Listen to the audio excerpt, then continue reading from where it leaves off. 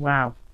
Your underlying energy is the Nine of Wands. So the Nine of Wands talks about feeling exhausted, putting up a wall, but this is also feeling like ready to give up, throwing the towel. Now, you've been waiting a long time, and I feel like you've been pushing and pushing, and this is a point, kind of a point where you can see the ending. You can see the end, but it's really hard because it's, you know, you've come so far, but then you've been through so much at the same time, right? It's one of those things where it's like kind of hard to keep pushing forward when you know you've been pushing for so long.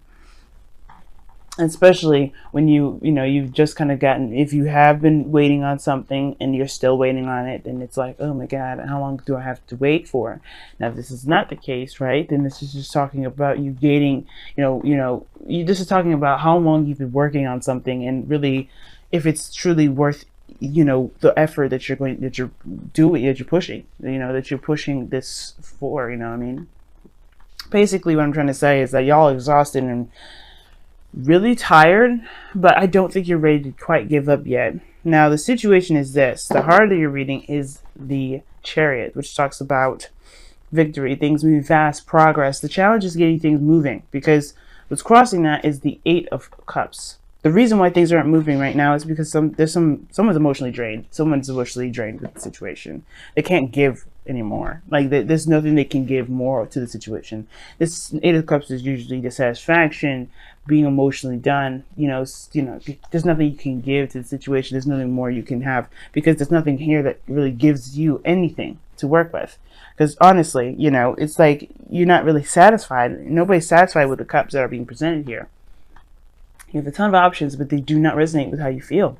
So you just can't go with any of the options. But that doesn't mean that there isn't any option out there at all. Usually the Eight of Cups indicates that you go out there and find what it is that you want. But right now, this is emotionally drained. And this is kind of comboing this Nine of Wands, which indicates that you're exhausted anyway. So as much as you want things to move, you're tired, you're exhausted. There's not much you can give any further to the relationship. You've already tried to, and I feel like it's probably exhausting out a lot of the other options, but you may have to find a different avenue, one where you're having to trust your intuition. Okay, now in the past you have the Star. Now the Star is talking about hope, belief. This is talking about faith and healing.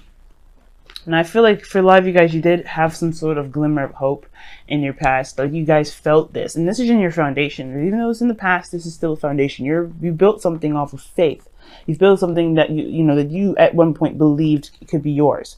And right now you're going through a transition where it kind of could feel like you're not sure about what it is that you want. So things will change, right? Some aspects about your dream will change, but ultimately I feel like you guys will still you still have a bit of hope, which is why you have the Nine of Wands here, right?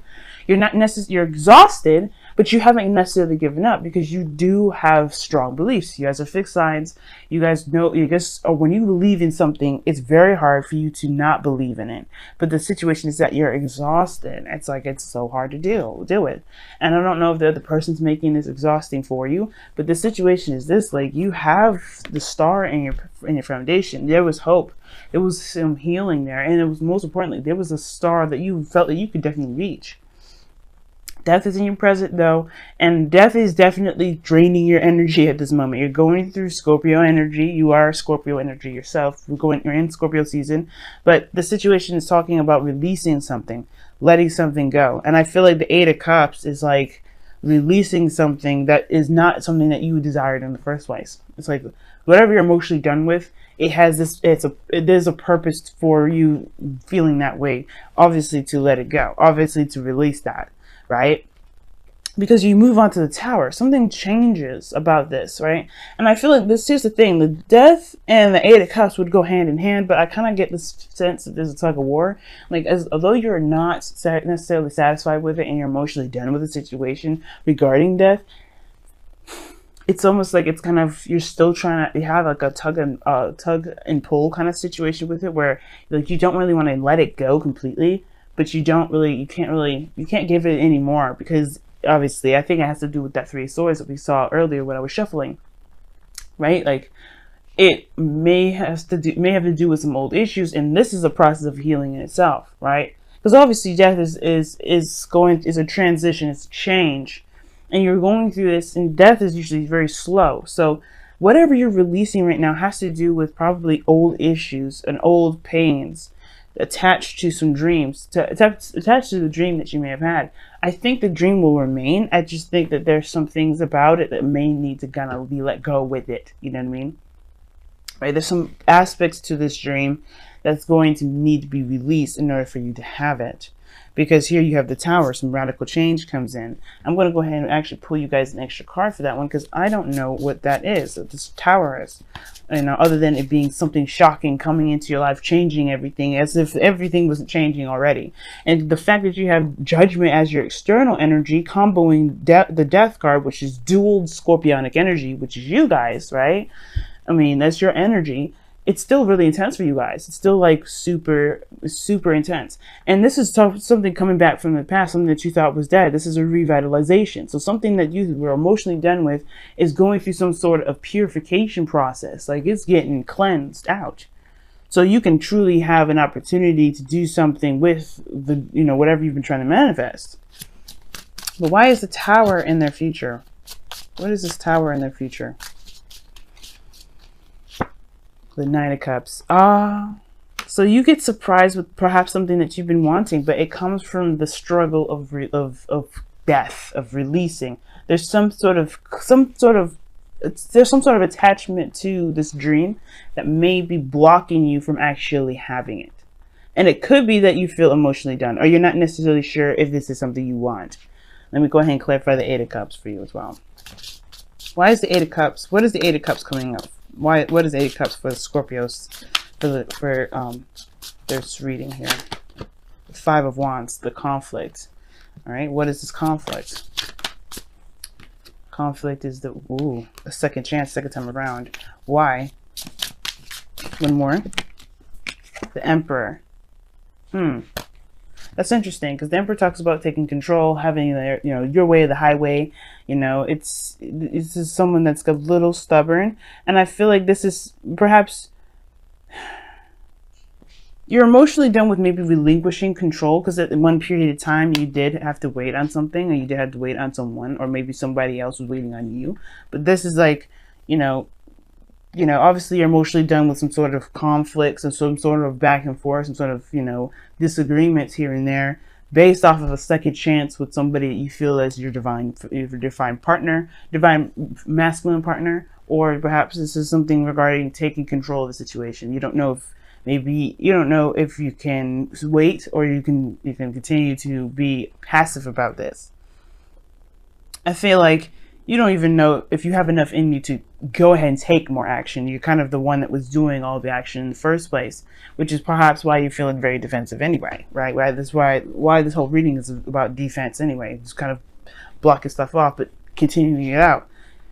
It's almost like you're just not sure if you really want to actually do any further, push any further. Because here you have the Ten of Wands, which talks about, you know, a burden, right? This is the ending of a cycle, right? This is what you've been waiting for, then, you know, from 9 to 10, completing a cycle here.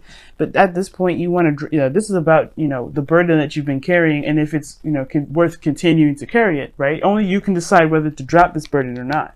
And what your outcome is showing is that you end up working harder and better and more focused, because you recognize what it is that you're carrying, that, you know, something that you've been building from the ground up, something that you've been working very hard toward anyway. And I feel like you've been working very diligently with this, and now it's almost like you're not sure, you know, it's almost like that weird kind of, you know, transition to actually getting to what you want. It's almost like, you know, you're close to having this, but it's just like, is it true? Is it real? Is it what I want? Is it truly what I want? And the Tower comes in to change everything, because this is something that you've manifested. The Star and the Nine of Cups are in this reading. This is some big stuff. But I feel like whatever this burden is, I feel like it's talking about releasing it. Because, you know, with Ten of Wands, you know, there's only so much you can do. This is, you know, you gotta have to divvy this up somehow, right? Because the Emperor would do everything by himself. But should you do it by yourself? Perhaps you should get some help. Perhaps you should allow people to help you and let people in, instead of blocking people off and trying to do everything on your own. If this is what you're doing, Scorpios. And if you're not doing that, right, then this is talking about what burden you have going on that needs to be, You know, that it needs to be relinquished for your sake right now, because this is about your dreams. This is about what it is that you're trying to manifest. And you're a diligent hard worker. Everybody knows that about Scorpios. Any fixed sign, really. You want something, it's not, you know, you're not gonna fight. You know, you're not gonna not fight for it. You're gonna continue to fight for it. But I get this feeling for some of you guys out here, this 10 of Wands, it's a burden for you, but it's something that you, one, are willing to carry. But I think there's aspects about this burden that you don't want at all with it. Like whatever you're trying to manifest with this, whether this is a relationship, a career, or whatever, right? There's something about it that's not appealing to you. And I don't know if it's the conflict. I don't know if it's the person that you're dealing with. I don't know if it's even the second chance with a particular individual. Now you have two cards that are comeback cards, but I get this feeling that you guys are just tired of constantly doing things or putting yourself out there, or you guys are tired of the constant, you know, the constant back and forth, like who would do what, the power play. But I feel like it may be just that, you know, there's something about it personally, which would go back with the Three of Swords, that's causing this sort of feeling of exhaustion, right? It's almost, maybe this is a tug of war within yourself, because it doesn't have any other person in here other than the Emperor. And the Emperor could still be you, you know what I mean? It doesn't necessarily have to be anybody else. It could be an Aries. We have an Aquarius here. We have dual Scorpio energy. And we even have Cancer here, but that's the thing, like it doesn't really scream out anyone else. And this looks like this is a really big change and a transition in your life right now regarding everyone else around you, rather than other people affecting this. And I'm not saying this is your fault, this is you're causing yourself a lot of grief, a lot of problems, but this is something that's internal to you. Or this is something external even as well, because this is we got major arcanas coming up the wazoo. 1, 2, 3, 4, 5, okay, and a 6, 7. So you have 7 major arcana cards coming out of this. But the outcome is showing the 8 of Pentacles, which talks about working hard and focusing on really diligently on what you're trying to build. You know, that's the Apprentice card here, the 8 of Pentacles, really working diligently. But whatever is distracting you from making progress right now, that's being cleansed. This is being worked on. You're aware of whatever it is. It's just about, you know, taking action on it, it looks like, more than anything. Let's go ahead and take a look at your romance angels to see what you guys have for the next couple weeks.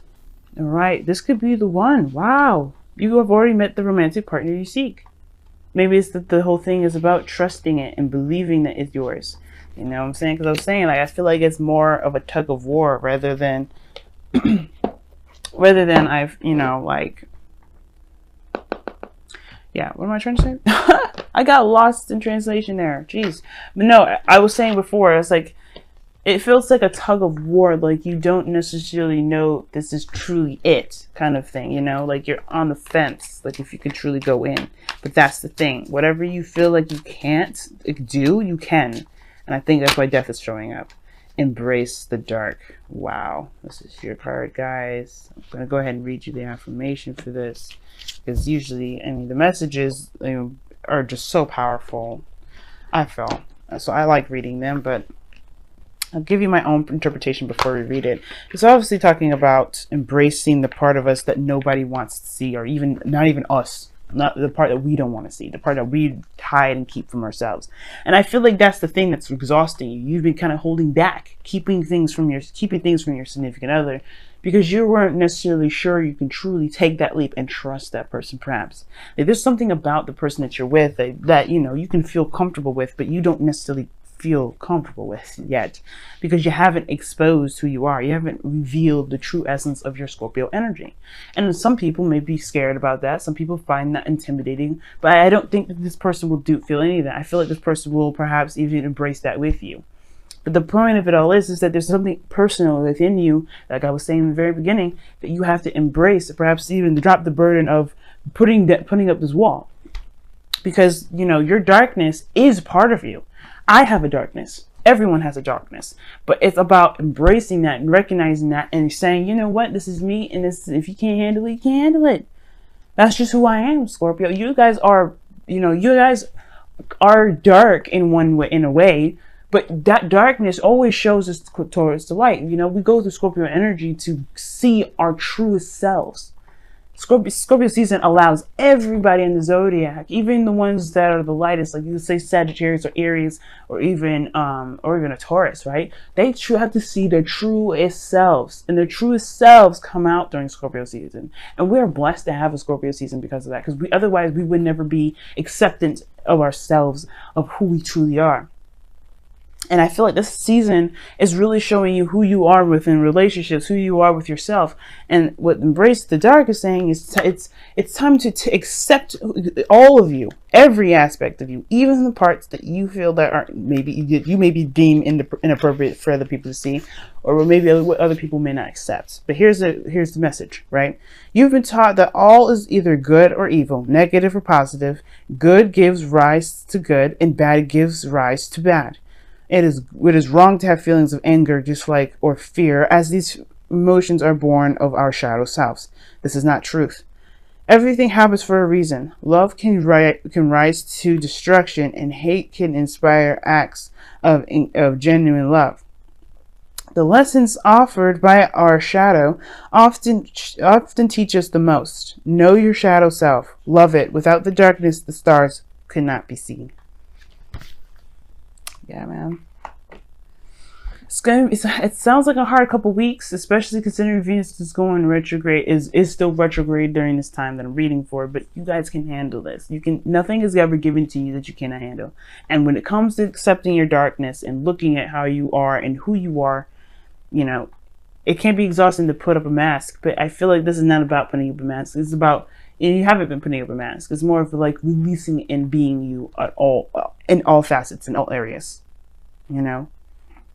And that can be kind of scary to even show people. But that's the thing that you may have to release, that part of you that you've been hiding for so long.